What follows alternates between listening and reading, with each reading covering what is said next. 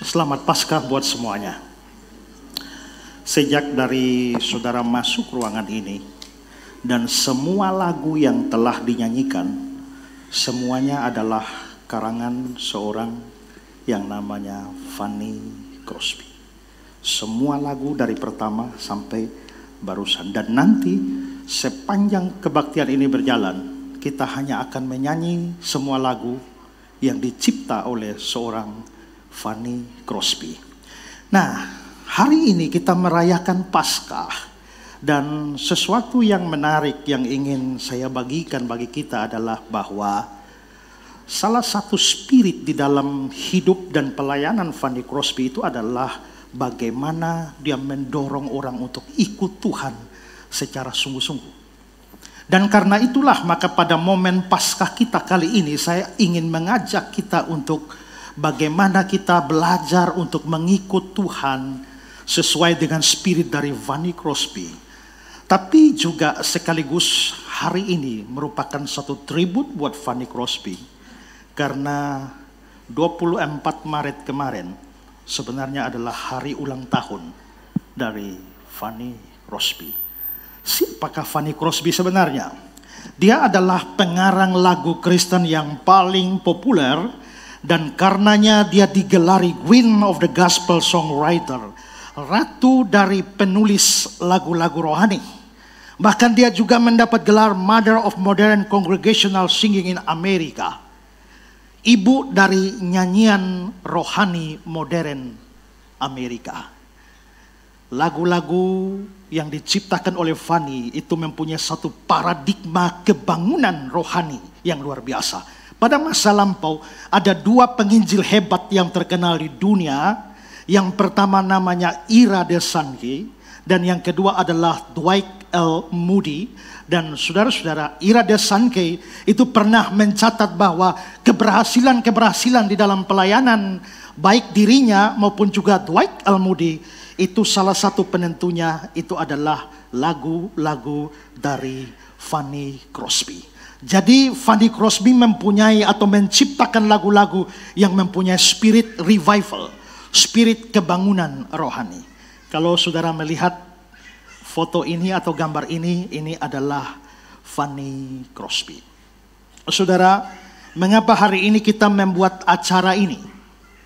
Karena saya secara pribadi sangat diberkati oleh setiap lagu-lagu dari Fanny Crosby. Dan saya mau juga berkat yang sama diterima oleh saudara-saudara. Dan sekaligus ini juga untuk meningkatkan atau mengangkat kembali minat lagu-lagu klasik yang mulai hilang dari gereja. Ya, hari ini banyak orang sudah meninggalkan lagu-lagu yang luhur, yang mulia ini. Padahal lagu-lagu ini tak lekang dari sejarah. Lagu-lagu modern boleh muncul, lalu dia menjadi top pada beberapa bulan dan setelah itu lewat. Tapi lagu-lagu klasik ini telah teruji selama bahkan sampai lebih dari 500 tahun lagu-lagu itu bisa bertahan.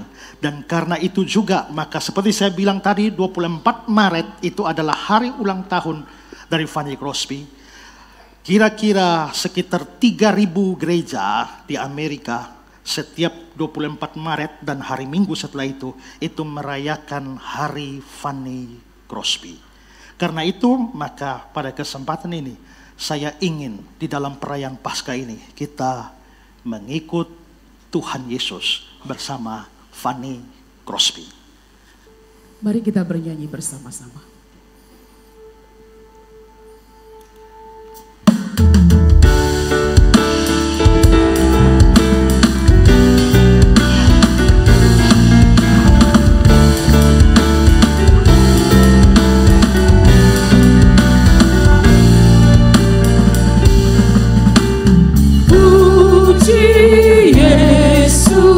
Pujilah Juru Selamat, langit bumi maklumkan kasih-Nya. Haleluya, nyanyilah para malaikat, kuasa hormat berilah kepadanya selamanya. Yesus Gembala kita, siang malam kita didukungnya. Puji Dia, beritakan keagungannya. Puji Dia, mari bernyanyilah.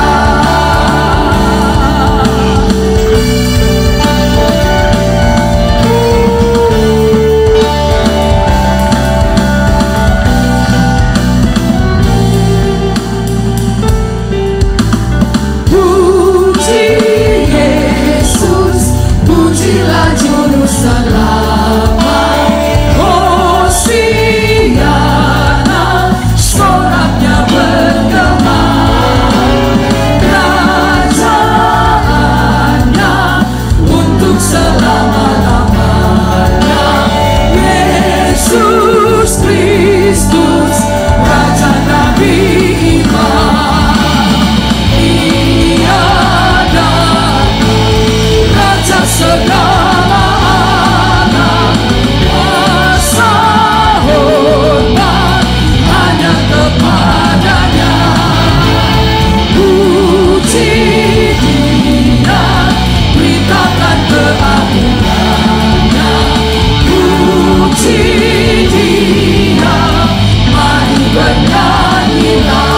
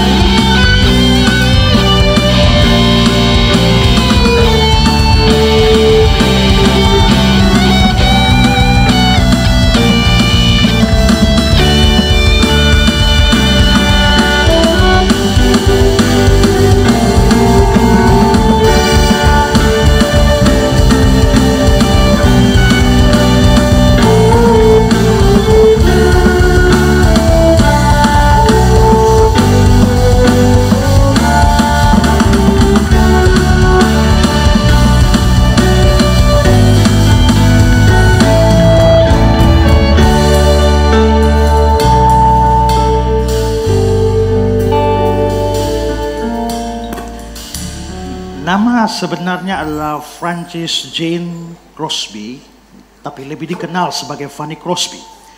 Seperti saya katakan tadi bahwa dia dilahirkan pada tanggal 24 Maret pada tahun 1820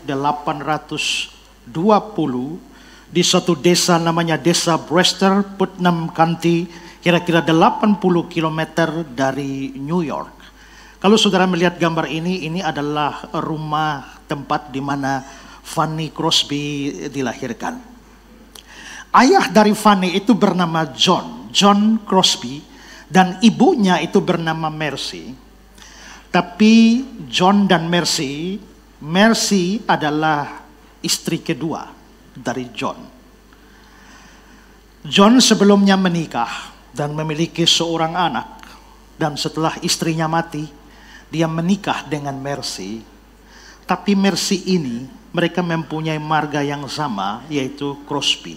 John Crosby, Mercy Crosby. Karena John dan Mercy itu sebenarnya adalah sepupu.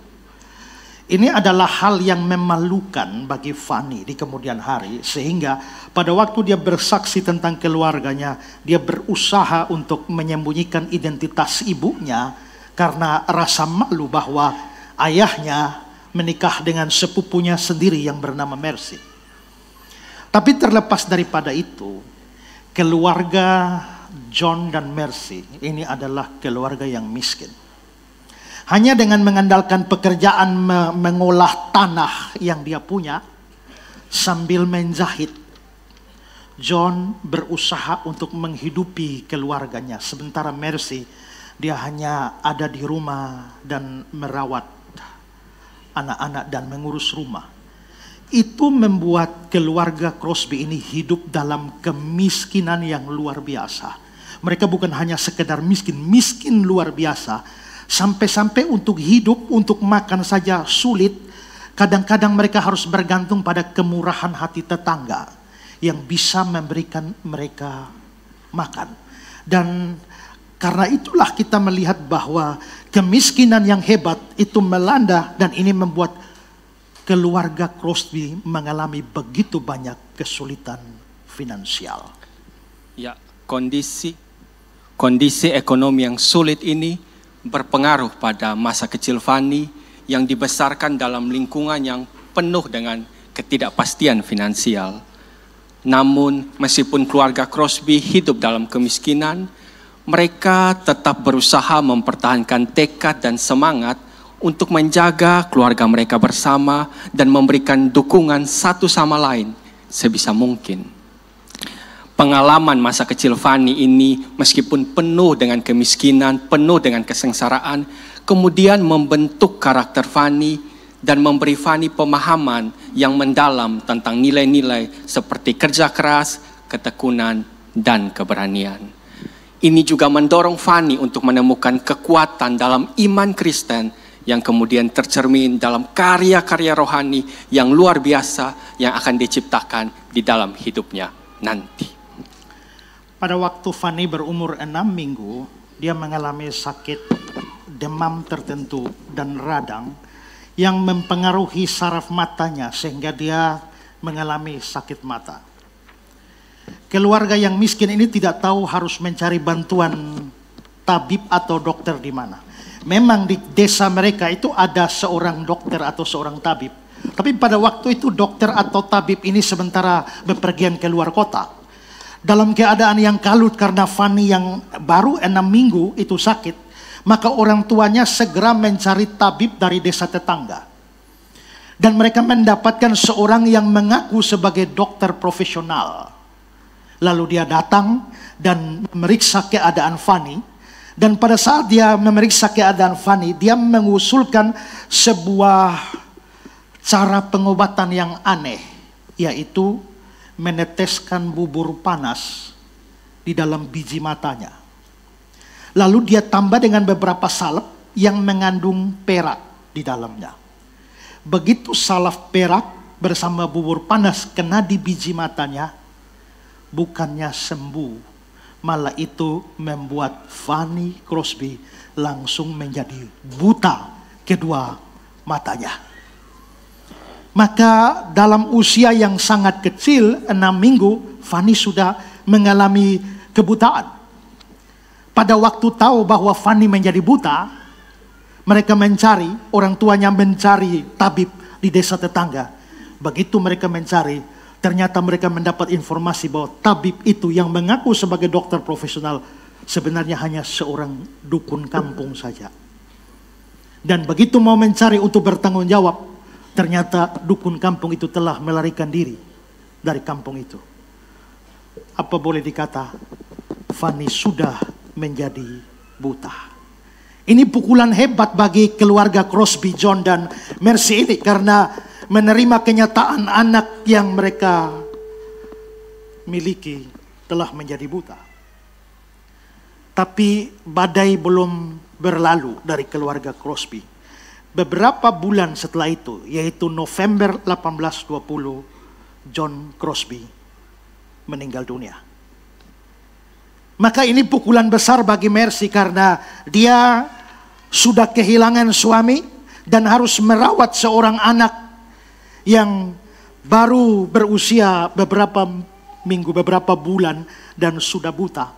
Dan John yang sangat miskin tidak memberikan warisan apapun selain kemiskinan dan hutang-hutang.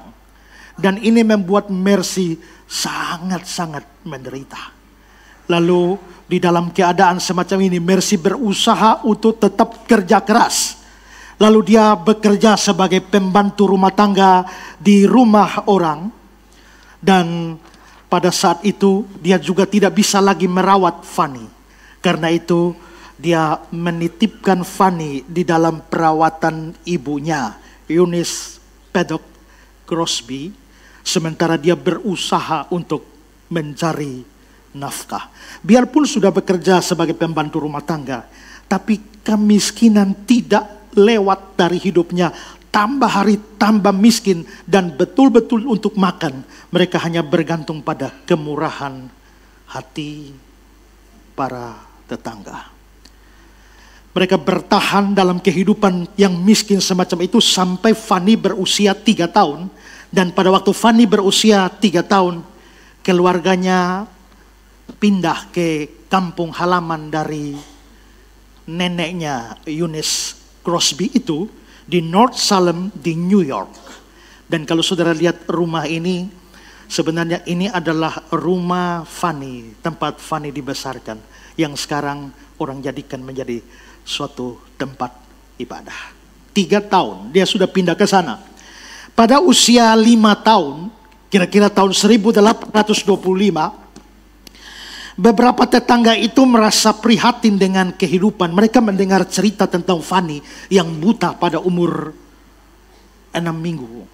Lalu para tetangga ini karena kasihan, mereka akhirnya bersepakat, mari kita kumpul uang. Lalu kirim Fanny ke seorang dokter terkenal di Amerika, di New York, namanya Dr. Valentin Mott. Maka berdasarkan urunan tetangga, mereka kirimkan Fanny dan diperiksa secara detail oleh Valentin Mott. Dan setelah Dr. Valentin Mott memeriksanya, dia menyatakan ini kebutaan permanen.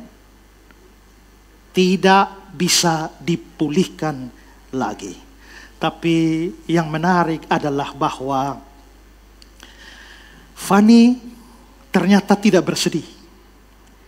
Dia menghadapi hidupnya, dia tidak mengeluh, dia tidak membenci ayah dan ibunya, tidak membenci tabib atau dukun yang telah membutakannya. Dia menjalani hidupnya dengan gembira. Di sisi lain, neneknya Eunice dan ibunya Mercy, yang walaupun hidup dalam kemiskinan yang hebat, tapi mereka bertekad untuk memberikan yang terbaik bagi Fanny. Di dalam asuhan nenek dan ibunya, Fanny belajar banyak hal.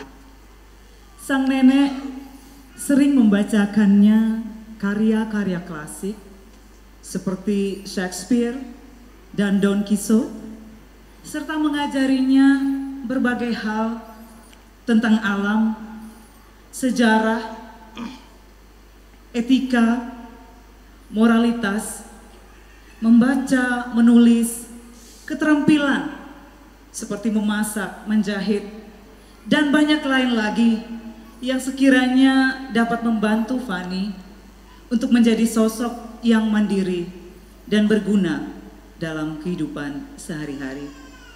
Tetapi satu yang paling penting adalah pendidikan rohani yang diberikan kepada Fanny. Wanita-wanita ini, Eunice sang nenek dan Mercy sang ibu, menanamkan nilai-nilai Kristiani dalam diri Fanny, membantunya menghafalkan ayat-ayat Alkitab yang panjang. Dan pada akhirnya, Fanny kemudian menjadi seorang anggota aktif di gereja Episkopal Methodist John Street di Manhattan, New York. Fanny belajar Alkitab dengan tekun. Di usia 10 tahun, ia bahkan diwajibkan untuk menghafal 5 pasal Alkitab setiap minggunya.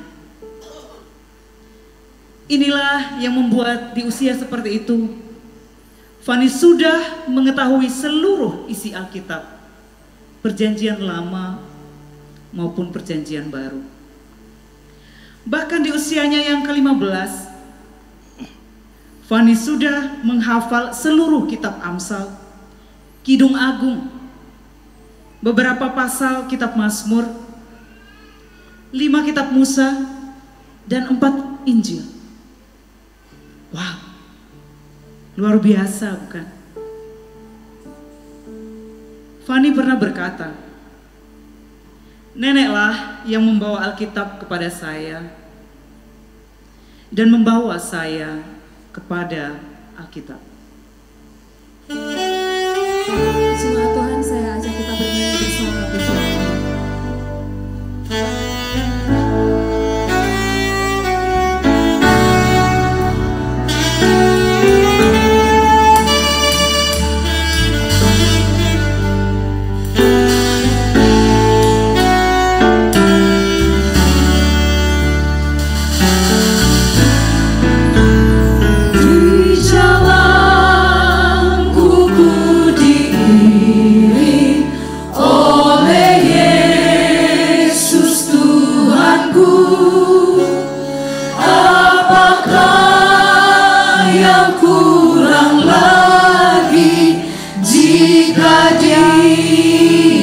pemanduku, diberi damai surgawi, asal imanku teguh, suka duka dipakainya untuk kebaikanku, suka duka dipakainya untuk kebaikanku.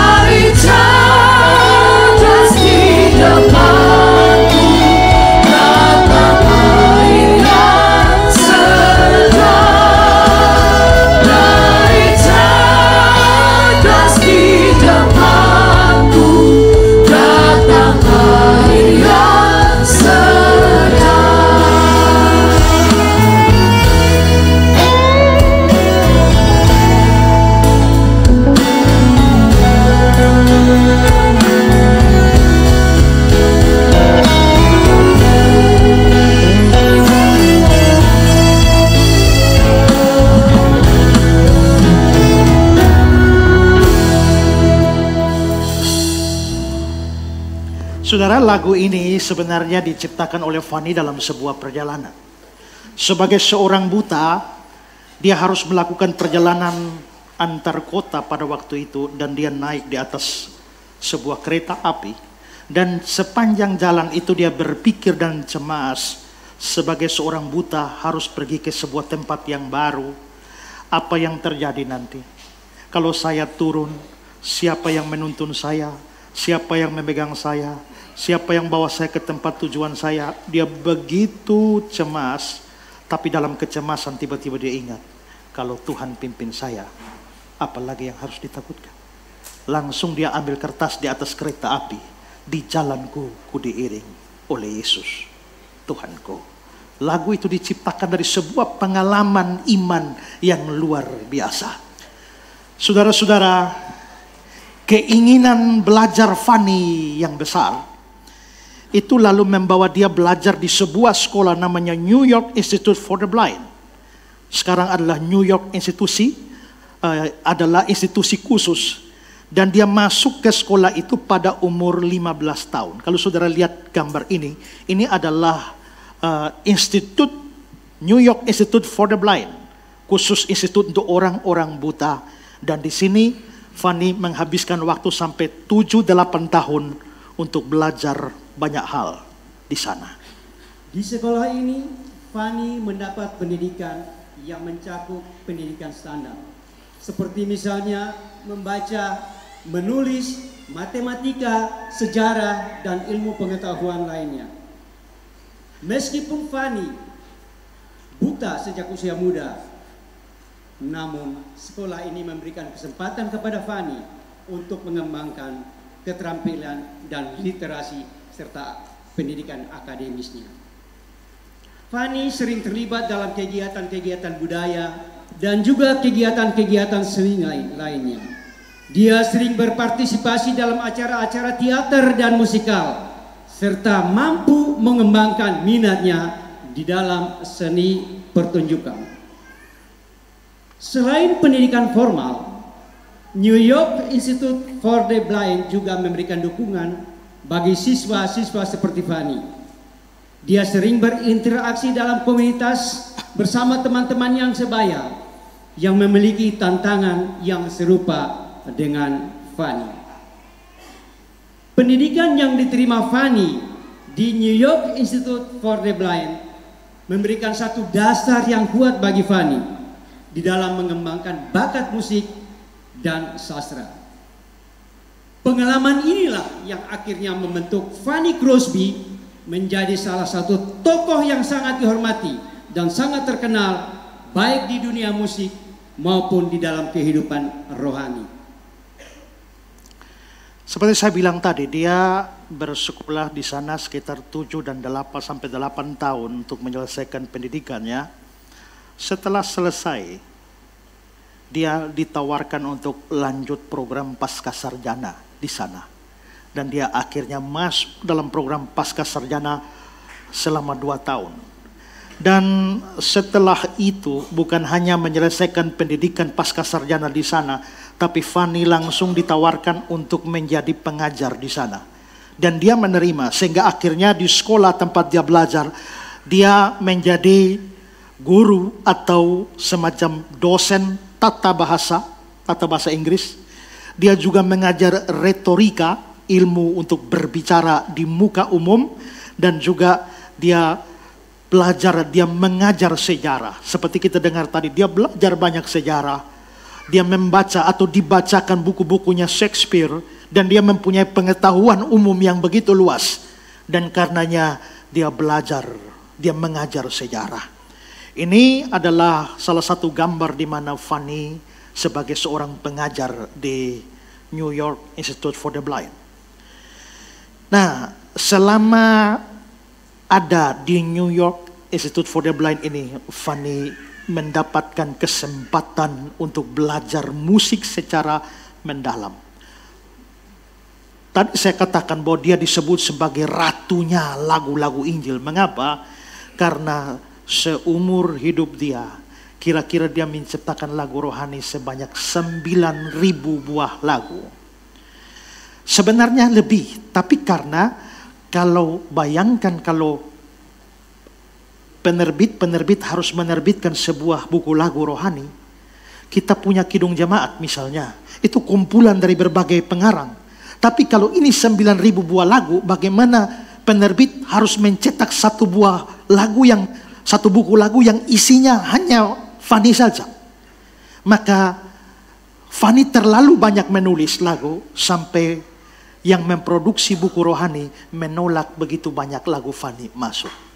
Untuk mengakali itu, maka selama hidup Fanny memakai 200 nama samaran. Dia memakai 200 nama samaran supaya lagunya bisa masuk.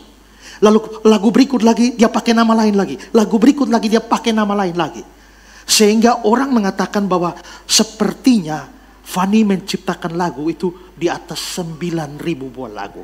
Yang dikenal cuma 9.000 lagu karena ada 200 nama yang dicurigai adalah Fanny. Itu nama samaran dari Fanny. Dan saudara-saudara, selain itu dia mulai menerima pelatihan sebagai penyanyi sopran. Dan dia mempunyai untuk mengasah kemampuan vokal dia di dalam bernyanyi. Institusi juga menyediakan suatu lingkungan yang memungkinkan dia berkembang. Dia mulai berusaha membuat syair-syair, dan pada saat berada di sekolah ini, ibunya Mercy menikah lagi dan mempunyai 3 orang anak. Jadi dari suami pertama dari Mercy, yaitu John, ada 1 anak. Lalu John dan Mercy melahirkan Fanny 2. Dan ibunya itu mempunyai 3 orang anak lagi. Sehingga mereka menjadi 5 bersaudara walaupun tidak saudara kandung secara penuh. Dan pada tahun 1843, Fanny bergabung dengan satu organisasi yang memperjuangkan perhatian dan fokus pemerintah, dukungan pemerintah Amerika untuk pendidikan dari orang-orang buta. Nah, pada waktu ada di New York Institute for the Blind ini, berkumpullah orang-orang buta di sana. Lalu Fanny mempunyai seorang teman sekolah namanya Alexander Van Alstine. Dan Alexander Van Alstine ini sama-sama jadi siswa di sekolah itu. Tapi seperti saya bilang tadi, Fanny akhirnya jadi guru di situ. Tapi ternyata Alex juga jadi guru di situ. Maka mereka dua mengajar bersama, belajar bersama. Dan rupanya dengan belajar bersama setiap hari, jatuh cintalah dua orang buta ini, Fanny dan Alex. Mereka akhirnya berpacaran dan 1858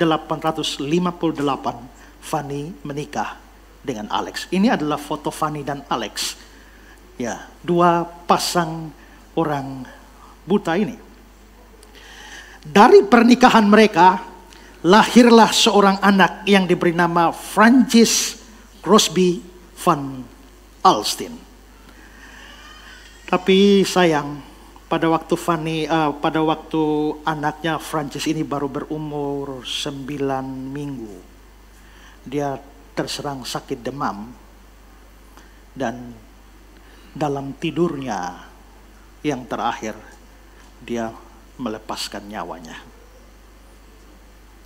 Ini membuat Fanny dan Alex itu begitu sedih. Sedih sekali karena kehilangan anak. Belakangan ketika ditanya pengalaman dukanya ketika kehilangan anak, Fanny bilang begini, "Sekarang saya akan memberitahu Anda tentang sesuatu yang hanya teman-teman terdekat saya yang tahu. Saya menjadi seorang ibu dan mengetahui kasih seorang ibu. Tuhan memberi kami bayi yang lembut, tapi para malaikat turun dan membawa bayi kami naik ke Tuhan dan tahtanya."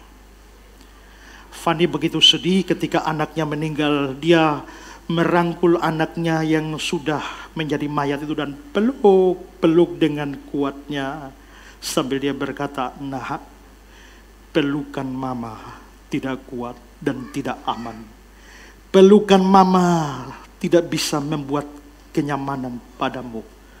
Tapi ada pelukan dari Tuhan Yesus yang akan memberikan rasa aman bagimu." Beberapa tahun kemudian, seorang sahabat Fanny yang dekat namanya William Howard Doane yang sangat berpengaruh di dalam musik-musik Fanny juga meninggal dunia. Dua pengalaman duka cita ini pada waktu Fanny berhadapan lagi dengan jasad dari William Doane.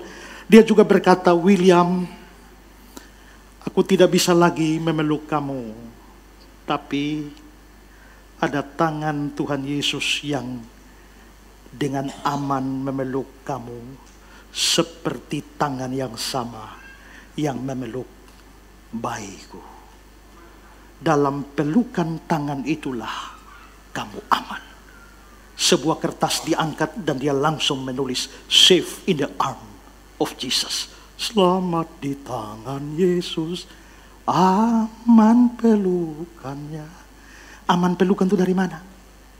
Dari pengalaman kehilangan bayi dan kehilangan sahabat terdekat. Lagu itu diciptakan untuk memberikan penghiburan, memberikan kekuatan, memberikan keyakinan bahwa orang yang meninggal di dalam Tuhan, dia akan diterima dengan damai di dalam pelukan yang aman dari Tuhan Yesus Kristus. Nah, rupanya kehidupan keluarga Fanny ini tidak terlalu harmonis. Untuk alasan yang tidak jelas, akhirnya Fanny bersama suaminya memilih untuk berpisah pada tahun 1880, meskipun tanpa bercerai. Tetapi mereka tetap hidup saling mengasihi satu dengan yang lain dan kadang masih melayani bersama-sama. Dan Fanny akhirnya tinggal berpindah-pindah di beberapa tempat di wilayah Manhattan dan juga ia sempat tinggal di apartemen di wilayah Brooklyn. Dan di sini dia bertetangga dengan penginjil besar masa lalu Ira DeSanti dan juga dengan penginjil besar masa lalu Phoebe Knapp. Dalam film This Is My Story, Fanny sempat mengomentari suaminya. Dia berkata bahwa dia mempunyai kesalahan, demikian juga aku, tetapi kami mencintai sampai akhir. Alexander sendiri meninggal pada tanggal 19 Juli 1902. Kita bersama-sama menaikkan pujian ini. Selamat di tangan Yesus, amat pelukanya.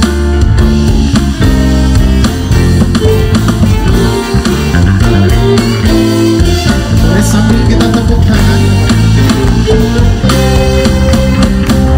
Selamat di tangan Yesus, amat pelukanya. Dalam teduh kasih-Nya, aku bahagia. Aku percuma langkah, olehku terdengar dari negeri mulia, damai sejahtera. Selamat di tangan Yesus, amat pelukanya. Dalam teduh kasih-Nya, aku bahagia.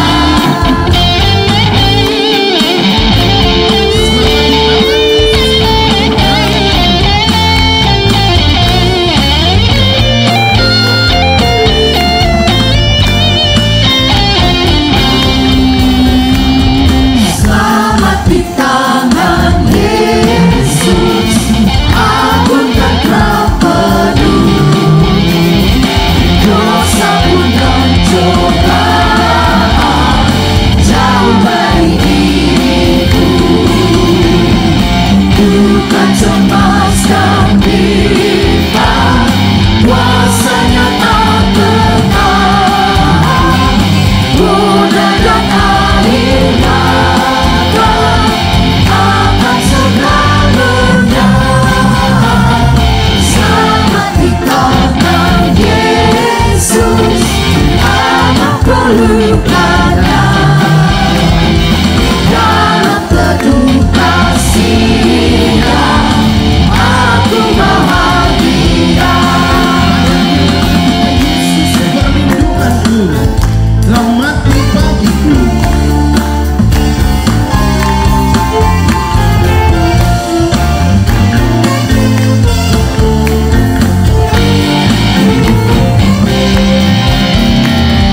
Yesus perlindunganku, rahmat-Mu bagiku. Padanya ku percaya, Yesus tetap peduli. Dia berkata hadir, ku menantikannya sampai harinya tiba dan fajar berputar. Selamat di tangan Yesus, amat pelukanya. Dalam teduh kasih-Nya, aku bahagia.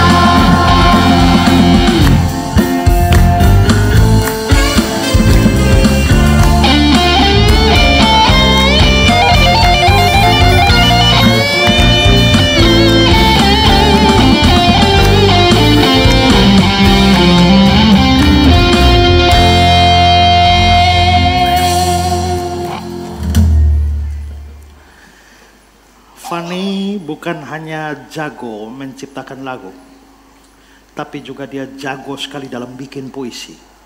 Kita sudah dengar tadi bahwa dalam usia yang sangat kecil, di bawah bimbingan neneknya Yunis dan ibunya Mercy, dia belajar banyak hal. Dan salah satu bakat Fanny yang luar biasa adalah membikin puisi. Dan puisi pertama Fanny diciptakan saat dia umur 8 tahun, pada waktu dia sudah sebagai seorang anak yang buta. Ini adalah puisi Fanny, umur 8 tahun. Oh, betapa bahagia jiwaku. Walaupun aku buta, betapa nyaman dan bahagianya aku. Banyak berkat yang kunikmati, sementara orang lain tidak. Untuk menangis dan mengeluh karena aku buta, tidak ingin dan tidak akan kulakukan. Itulah puisi dia. Orang buta berkata, banyak berkat saya dapat, orang lain tidak. Menangis karena buta? Tidak. Maka kelihatan dari puisi itu Fanny menikmati kebutaannya dengan penuh sukacita. Dan bakat puisi Fanny itu begitu luar biasa. Dia menjadi seorang yang sangat terkenal, menjadi pembuat, penulis puisi, dan pembaca puisi terkenal di New York. Pada tahun 1841, dia membuat puisi khusus kematian Presiden Amerika William Henry Harrison, dan puisinya dimuat di New York Herald, dan itu menandai karyanya di dalam bidang sastra. Selanjutnya dia sering membuat puisi yang diterbitkan di Saturday Evening Post, The Clinton Signal, The Fireman Journal, dan Saturday Emporium. 1853 dia membuat puisi The Blind Opera Girl dan dimasukkan dalam The History of the Blind Vocalist, karangan Caroline Sauer. Dia, Fanny, adalah wanita pertama yang berbicara di depan Senat Amerika ketika dia membacakan sebuah puisi di depan para senator. Kalau tadi saya katakan Fanny menciptakan kira-kira lebih dari 9.000 buah lagu, dia sendiri menciptakan kira-kira 1.000 buah puisi. Seorang yang namanya George Combe, seorang ahli fenomenologi dari Skotlandia, dia mengatakan bahwa Fanny memang terlahir untuk menjadi penyair. Tidak hanya berbakat dalam menulis puisi, Fanny juga sangat berbakat dalam memainkan harpa dan piano. Pada tahun 1832, seorang guru musik datang 2 kali seminggu ke desa mereka untuk mengajar pelajaran menyanyi kepada Fanny dan teman-teman sebayanya. Saat itu Fanny juga sudah mengikuti kebaktian-kebaktian di gereja Metodis, dan ia sangat menyukai lagu-lagu pujian mereka. Banyak anak telah menunjukkan kreativitas di berbagai bidang termasuk musik sejak usia yang sangat dini. Tetapi Fanny melebihi semuanya. Ia mempunyai kemampuan untuk belajar dengan cepat dan memiliki daya ingat yang kuat. Ini mencakup kemampuannya untuk memahami melodi dan harmoni musik, serta kemampuan untuk mengingat lirik lagu dan melodi yang didengarnya. Bahkan ia sudah mulai menciptakan lagu-lagu pendek sebagai bentuk ekspresi dirinya melalui suara sejak masa kecilnya. Fanny bukan hanya jago menciptakan lagu-lagu rohani, tapi bahkan lagu-lagu sekuler, lagu-lagu rakyat, lagu-lagu kebangsaan itu dia ciptakan. Walaupun jumlahnya jauh lebih sedikit dari lagu-lagu rohani, tapi itu menunjukkan keragaman bakat dia. Bersama dengan George Road, dia menciptakan banyak lagu yang bertemakan politik dan kebangsaan, dan itu menjadi lagu-lagu yang terkenal di Amerika. Misalnya Rosalie the Pale Flowers, There is Music in the Air. Kalau saudara lihat, ini ada buku di mana itu berisi karangan dari Fanny. dan liriknya mencerminkan tema gembira di dalam setiap kata-katanya.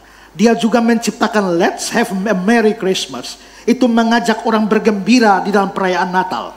Biarpun itu tidak langsung menjadi satu lagu rohani, lagu yang umum, tapi karena Amerika itu Kristen, maka himbauan untuk bersuka cita pada hari Natal itu menjadi semacam himbauan nasional, bukan hanya kekristenan. Ya, The Ballet of Society dia ciptakan itu menggambarkan karakter seorang wanita yang terkenal dan dihormati di tengah-tengah masyarakat tanpa ada kesan latar belakang agama atau rohani apapun.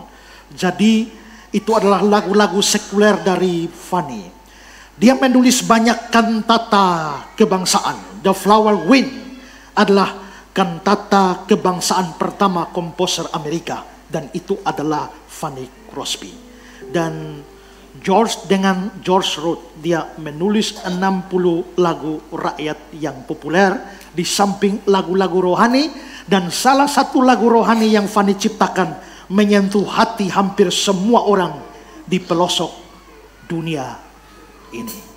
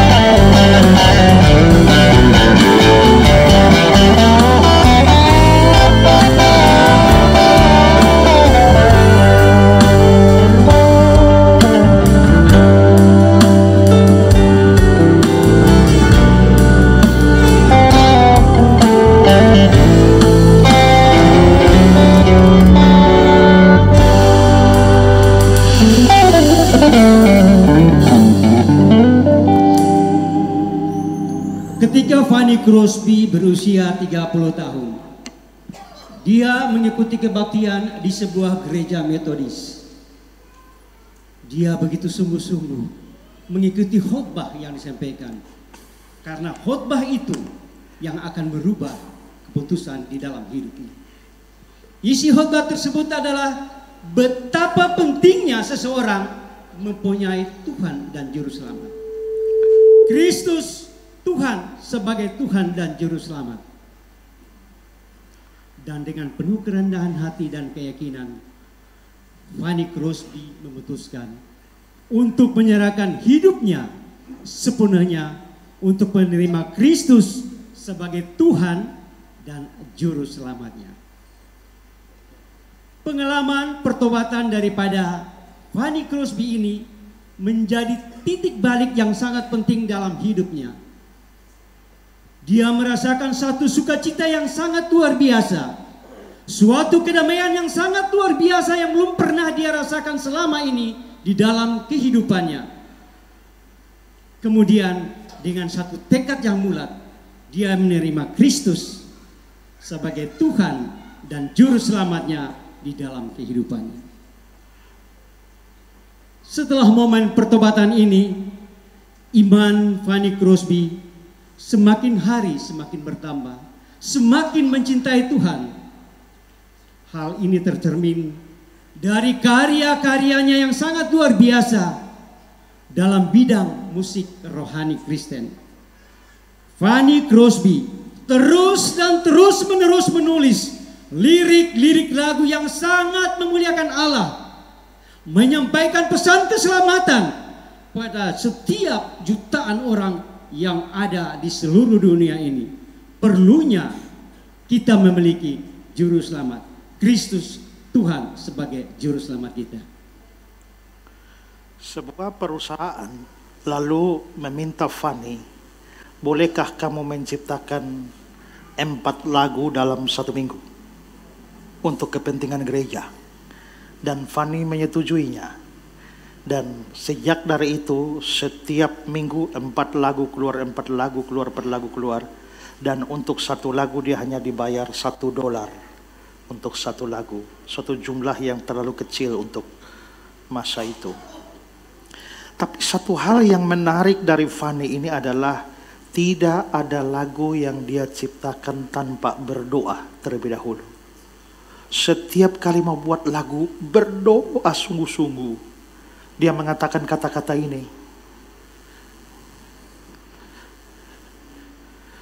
Dia bilang, mungkin tampak sedikit kuno, selalu memulai satu pekerjaan dengan doa.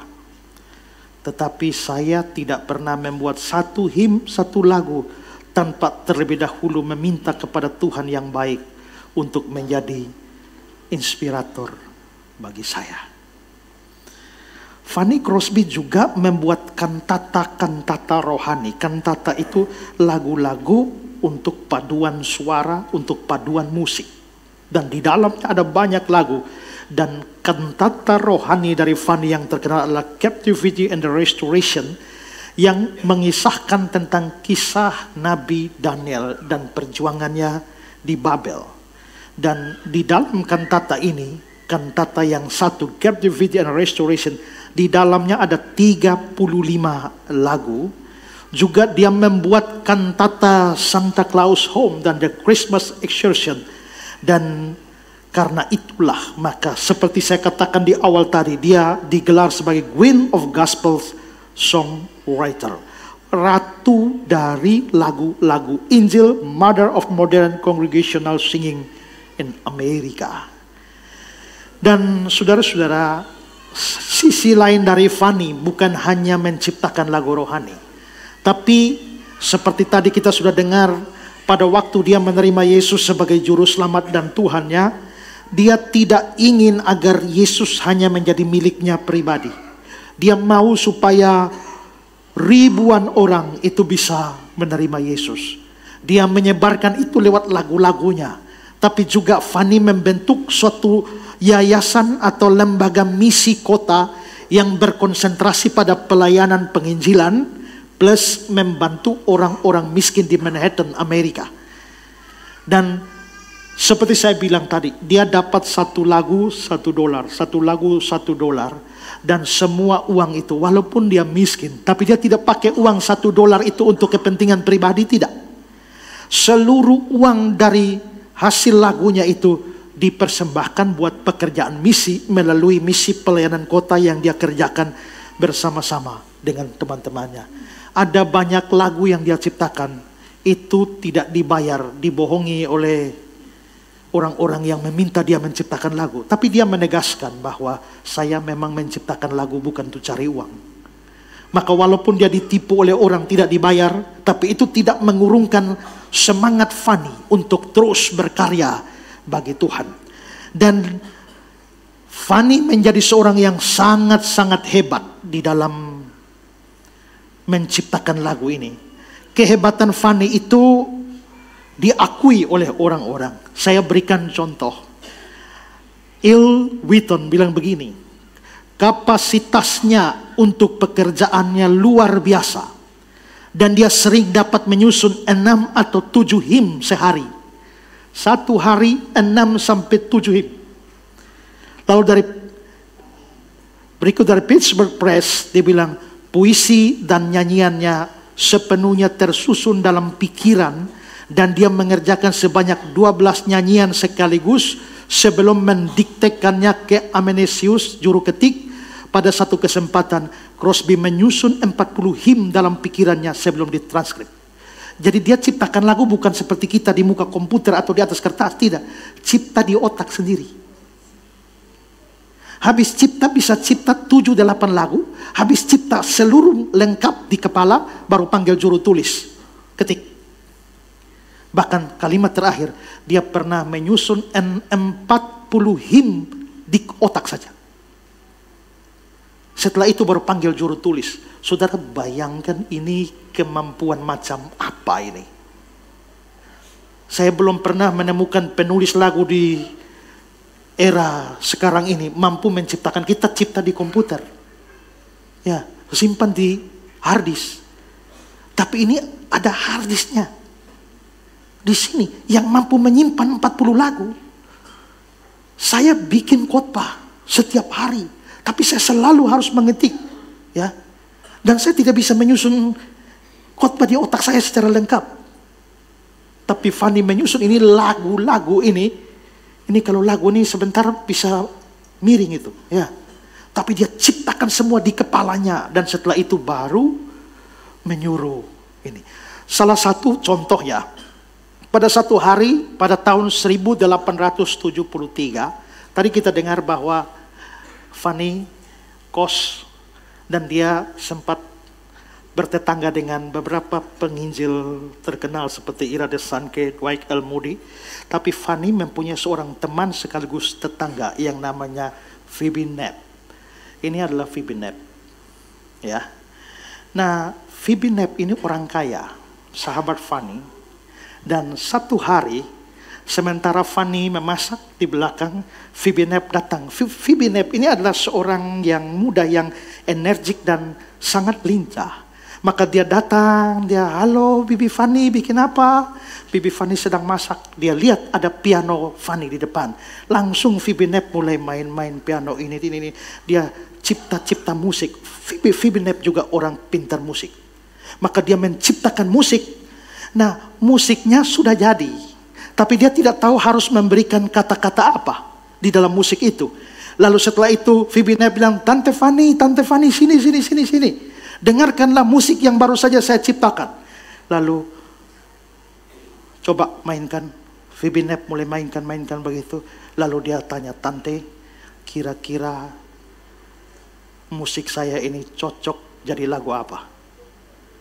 Fanny tunduk dan berdoa. Blessed assurance, Jesus is mine.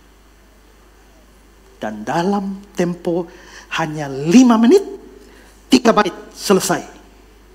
Dan bait pertama itu sungguh dahsyat, menggambarkan betapa sukacitanya, betapa berbahagianya kalau kita bisa memiliki Yesus, Juru Selamat itu di dalam hati kita. Lagu musik Phoebe Knapp dalam 5 menit jadi blessed assurance, Jesus is mine.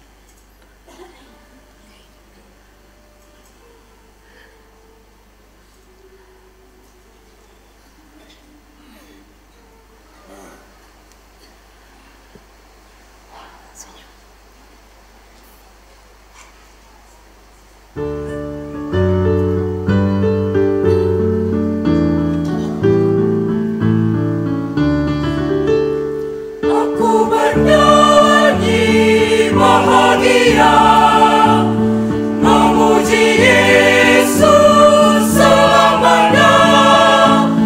Aku bernyanyi bahagia, memuji Yesus selamanya.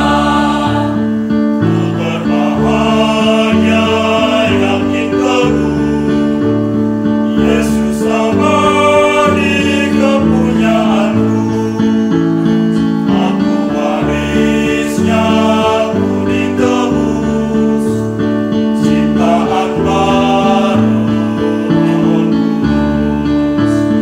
Aku bernyanyi bahagia, memuji Yesus selamanya. Aku bernyanyi bahagia, memuji Yesus selamanya. Aku serahkan diri penuh, dalam Tuhanku hatiku teguh. Sambil menunggu di dunia, ku dipenuhi kasih mesra.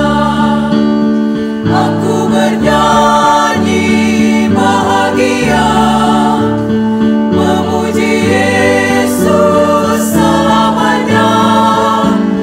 Aku bernyanyi bahagia, memuji Yesus selamanya. Aku bernyanyi bahagia, memuji Yesus selamanya. Aku bernyanyi bahagia, memuji Yesus selamanya. Aku nyanyikan, ku masyurkan.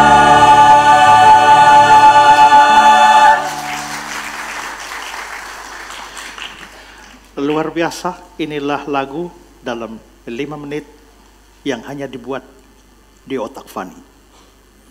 Suatu keajaiban yang luar biasa dari seorang buta. Kita melihat itu, kita harus memastikan bahwa ini pasti kemampuan yang datang dari luar Fanny. Sudah pasti itu adalah kuasa dari Tuhan Yesus Kristus, Juru Selamat Fanny. Robert Morgan bilang begini, Crosby menetapkan tujuan untuk memenangkan 1 juta orang kepada Kristus melalui nyanyiannya. Dan setiap kali dia menulis sebuah him, dia berdoa agar nyanyian itu akan membawa para wanita dan pria kepada Kristus. Dan dia menyimpan catatan yang cermat dari mereka yang dilaporkan telah diselamatkan melalui himnya. Dan sampai hari ini kita lihat lagunya mendunia dan telah membawa begitu banyak orang kepada Kristus. Sayangnya kerohaniannya yang begitu hebat dan pelayanan yang begitu luar biasa tidak berjalan beriringan dengan kehidupan jasmaninya, di mana ternyata dia tetap miskin. Bahkan sebuah laporan mengatakan bahwa bahkan untuk makan saja dia tetap bergantung pada teman-temannya. Tahun-tahun terakhir Fanny dijalani dengan penderitaan. Dia mengalami sakit jantung kira-kira tahun 1900. Dan dia dirawat oleh saudara tirinya yang juga sudah menjanda. Biaya hidup Fanny ditanggung oleh teman-temannya seperti Ira Risanke dan Phoebe Knapp yang memang kaya. Fanny akhirnya meninggal dunia pada tanggal 12 Februari 1915 karena pendarahan di otaknya. Dia akhirnya dimakamkan di Mountain Grove di Bridgeport City di dekat kuburan ibunya dan kuburan keluarganya. Dan di batu nisannya itu ada tulisan yang sangat sederhana yang diberikan oleh keluarganya sesuai dengan pesan Fanny.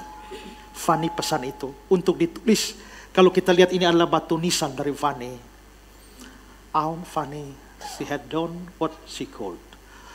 Tante Fanny, Bibi Fanny, dia telah melakukan apa yang bisa dia lakukan.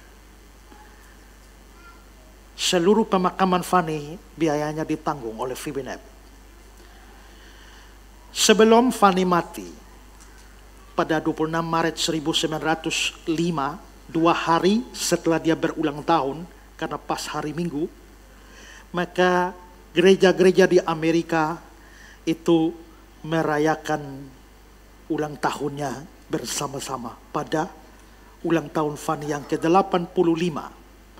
Dan setelah Fanny meninggal 10 tahun kemudian, yaitu Maret 1925, 3.000 gereja di seluruh Amerika itu merayakan memperingati hari ulang tahun Fanny yang ke-105, sekaligus menetapkan bahwa 24 Maret itu adalah hari Fanny Crosby.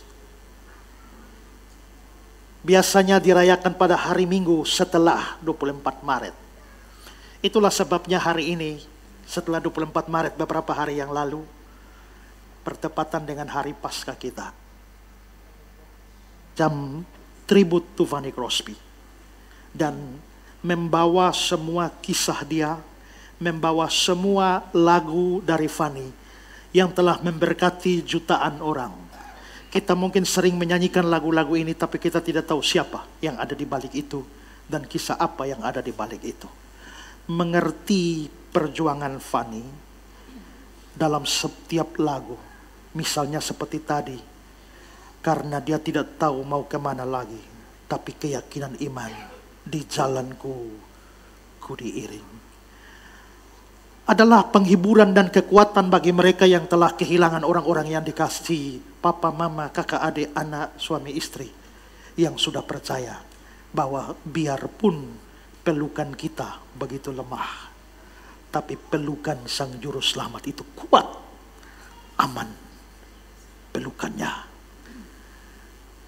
Bahagianya seorang yang punya Kristus. Ref dari lagu itu, aku bernyanyi bahagia. This is my story, this is my song. Inilah laguku, inilah ceritaku. Belakangan dibuat sebuah film dengan judul yang diambil dari lagu Blessed Assurance. Kornya, mampirlah, dengarlah doaku, yang kita juga sudah nyanyikan. Jesus, keep me near the cross. Pada kaki salibmu, Yesusku berlindung. Salibmu, salibmu yang kumuliakan. To God be the glory, terpujilah, nikmatnya besar, yang sudah kita nyanyikan juga. I must have the Savior with me. Ku perlukan Juru Selamat agar jangan ku sesat. Praise Him, puji Yesus, pujilah Juru Selamat. I'm thine, O Lord, aku milikmu, Yesus Tuhanku.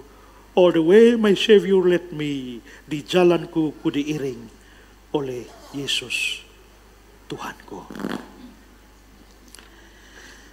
Selama hidup, Fanny sering diwawancara. Bahkan ada film dibuat untuk dia. Dan selama hidup juga ada banyak pernyataan yang keluar dari bibirnya yang mengekspresikan imannya kepada Tuhan, yang memberikan inspirasi untuk menguatkan banyak orang percaya. Menanggapi kesalahan dari orang tua dan juga tabib yang menyebabkannya buta, Fani bilang begini, selama lebih dari 85 tahun, tidak pernah sekalipun saya merasakan percikan kebencian terhadap orang tua saya maupun tabib itu.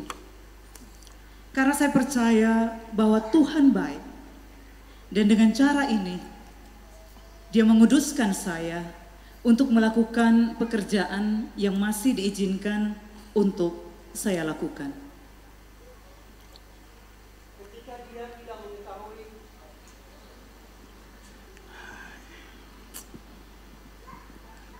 Ketika dia tidak mengetahui hal-hal apa yang akan terjadi di dalam seluruh kehidupannya, Fani berkata, salah satu tekad termudah bagi saya adalah meninggalkan segala urusan yang ada di hari kemarin dan percaya bahwa besok pagi akan membawa suatu sukacita tersendiri bagi saya. Ketika banyak hal yang dia minta kepada Tuhan tidak dikabulkan, Fani tidak pernah kecewa. Dia malah mengajarkan orang-orang dengan berkata, Tuhan akan menjawab doamu lebih baik daripada yang kamu pikirkan. Tentu saja kita tidak akan mendapatkan persis apa yang kita doakan. Kita semua punya kesedihan, kita semua punya kekecewaan, karena Tuhan tidak menjawab doa kita, tetapi kita tidak boleh lupa bahwa jika diserahkan kepada Tuhan, itu akan berbuah baik. Solusi daripada Tuhan, jawaban doa daripada Tuhan seringkali lebih indah daripada yang kita bisa harapkan. Kuperlukan juru selamat. Boleh kita bernyanyi bersama-sama pujian ini. Sungguh kita memerlukan juru selamat dalam hidup kita.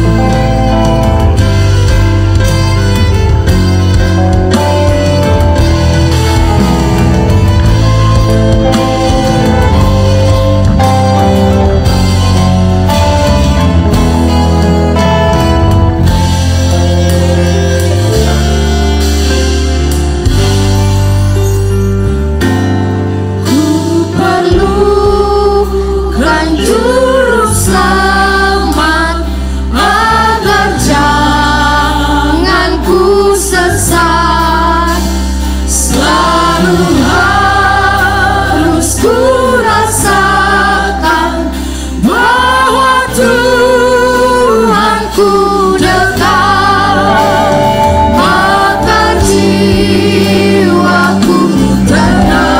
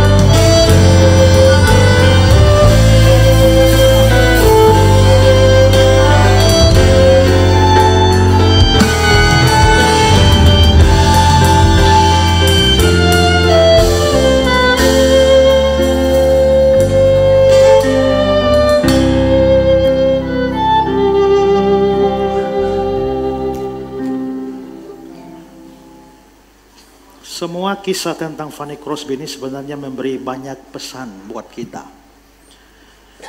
Bagaimana seorang yang mau memberikan seluruh dirinya untuk melayani Tuhan. Sukar dibayangkan bahwa seorang buta seperti itu bisa memberikan seluruh hidupnya demi memuliakan juru selamat yang dia percayai. Dari situ kita belajar bagaimana memaksimalkan semua yang Tuhan berikan kepada kita. Dan satu hal yang menarik yang tadi kita lihat dalam kutipan itu, dia menetapkan 1 juta orang dimenangkan bagi Kristus melalui lagu-lagunya. Rasanya aneh bahwa kita adalah orang Kristen yang mana Kristus telah mati buat kita, bangkit buat kita, tapi kita tidak bikin apa-apa buat Tuhan. Kalau saudara hanya datang ke gereja, lalu pulang, lalu minggu depan datang lagi, dan terus sampai saudara mati, apa yang saudara sudah kerjakan buat Tuhan? Ini perlu kita pikirkan semua, bahwa di dalam perayaan Paskah, kita merayakan begitu banyak hal yang sudah Tuhan kerjakan buat kita. Tapi apa yang kita buat Tuhan? Satu hal yang saya catat lagi adalah bahwa semua yang dia buat selalu bermuara pada pemberitaan Injil. Hari ini orang mungkin mau bagus bermain musik, mempunyai karunia bikin syair, puisi, tapi apakah itu bermuara kepada panggilan kepada jiwa-jiwa untuk bertobat? Saudara lihat pemain gitar ini, mungkin saudara lihat modelnya kayak preman.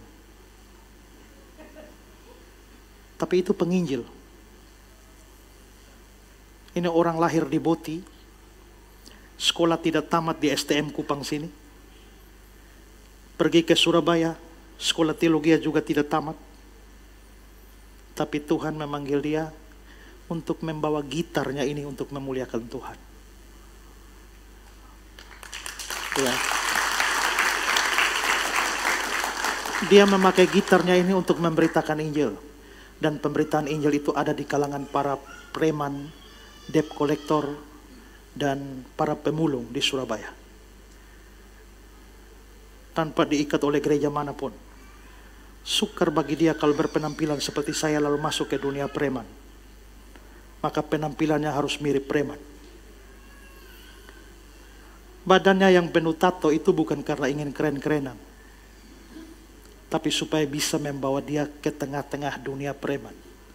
Dan banyak preman dimenangkan melalui dia. Dalam satu percakapan saya dengan dia, satu orang pernah datang dan berkata, setelah menerima permainan gitar gospel, gitar oleh dia, orang itu datang dan berkata bahwa saya ceritakan semua dosa-dosanya.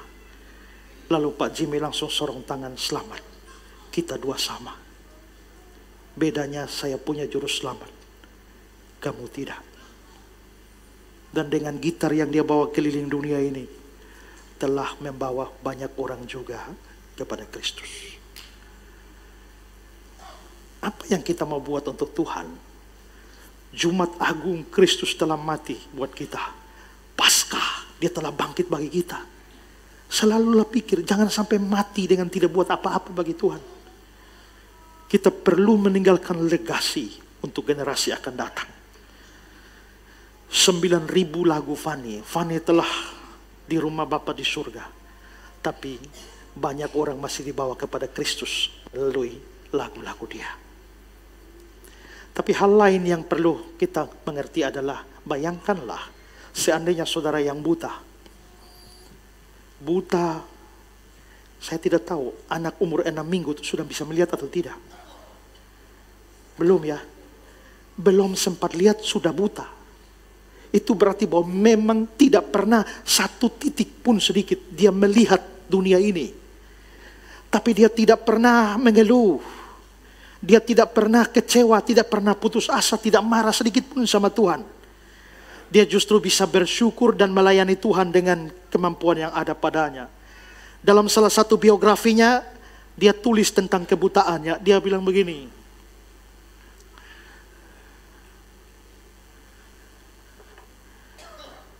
Tuhan, aku ingin menyampaikan perasaan tentang kebutaanku ini.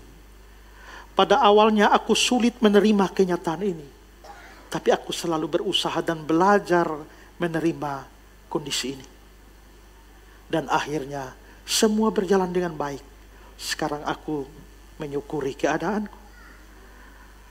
Satu ketika ada seorang pendeta menemui Fanny dan memuji talenta yang dimiliki oleh Fanny. Tapi sekaligus saya memuji kehebatanmu, tapi saya sangat prihatin karena kamu buta. Begitu pendeta itu menyatakan prihatinnya, Fanny langsung mengeluarkan kata-kata ini. Hal terindah dalam hidupku adalah perkenanan Tuhan atas kebutaanku ini. Itu hal terindah. Fanny langsung melanjutkannya. Sepertinya disengaja oleh anugerah providensi Allah bahwa saya harus menjadi buta seumur hidup saya. Dan saya berterima kasih kepadanya untuk pengecualian ini. Jika penglihatan fisik ditawarkan kepada saya besok, saya tidak akan menerimanya. Saya mungkin tidak akan dapat menyanyikan lagu-lagu pujian untuk memuliakan Allah.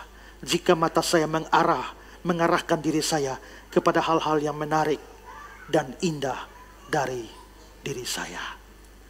Fanny melanjutkan, jika saya memiliki pilihan, saya akan tetap memilih untuk tetap buta. Karena ketika saya mati, wajah pertama yang akan saya lihat adalah wajah juru selamatku yang penuh berkat. Orang yang tidak pernah melihat satu benda apapun di dunia ini.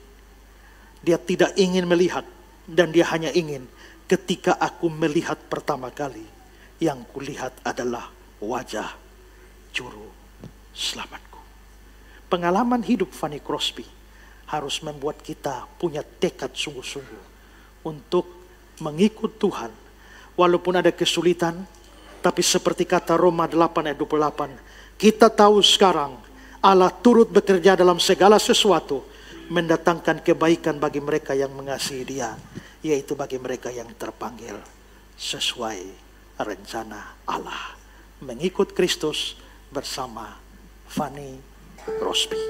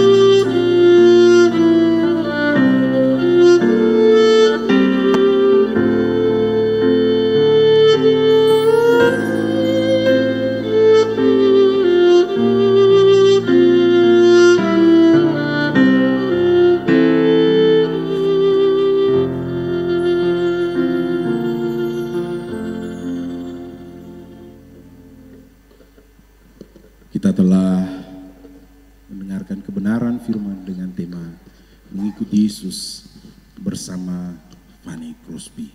Karenanya kita akan memberikan persembahan kita.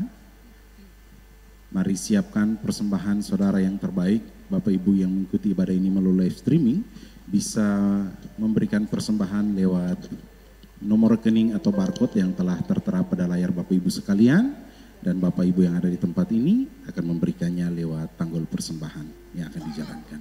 Sambil pujian ini mengiringi persembahan, aku milikmu, Yesus Tuhanku, ciptaan Fanny Crosby.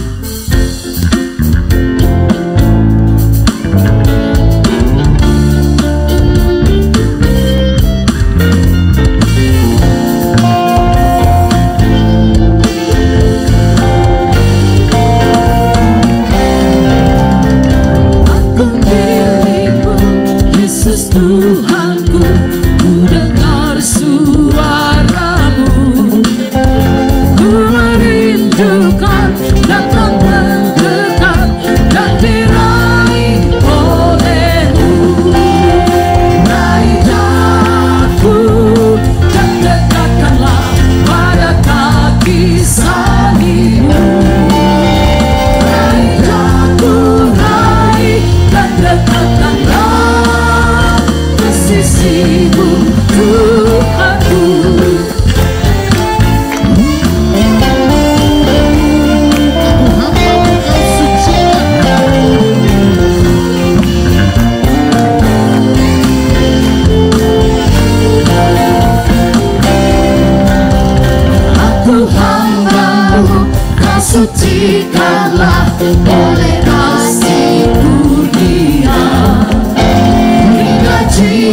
selalu memegang teguh kehendak-Mu yang meraih daku, dan dekatkanlah pada kaki salib-Mu.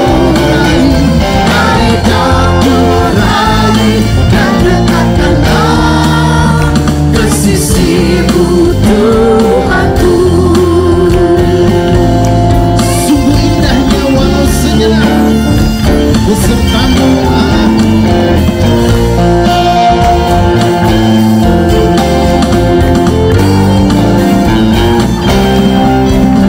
Sungguh indahnya walau sejenak besertamu Allahku.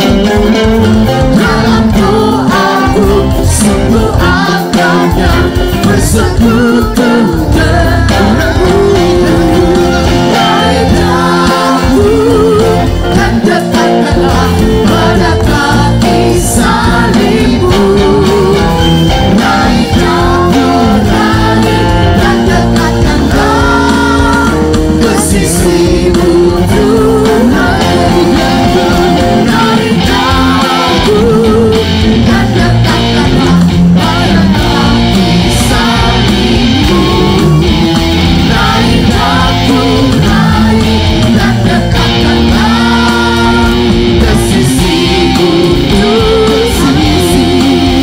Ke sisi-Mu Tuhanku, ke sisi-Mu Tuhanku.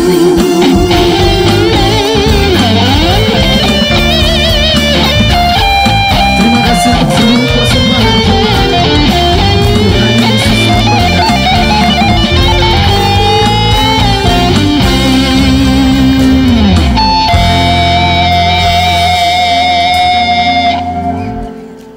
Kita akan menutup ibadah kita pada siang hari ini dengan menaikkan pujian.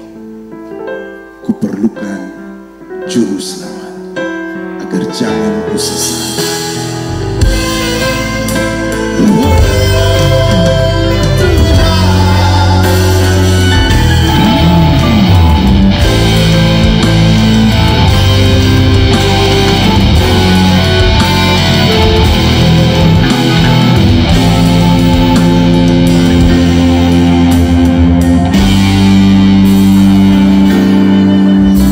Perlukan juru selamat agar jangan ku sesat.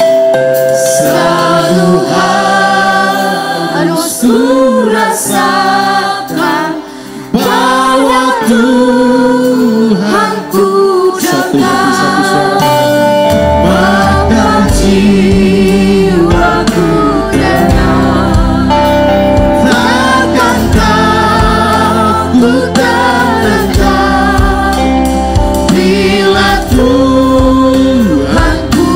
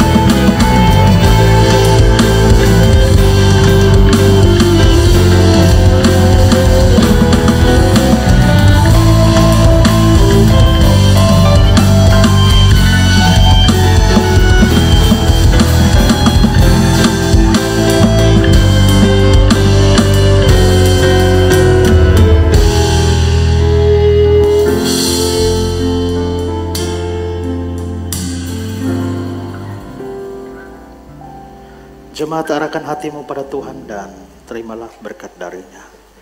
Maka Allah damai sejahtera yang oleh darah perjanjian yang kekal telah membawa kembali dari antara orang mati Gembala Agung segala domba, yaitu Yesus Tuhan kita, kiranya memperlengkapi kamu dengan segala yang baik untuk melakukan kehendak-Nya dan mengerjakan di dalam kita apa yang berkenan kepadanya oleh Yesus Kristus.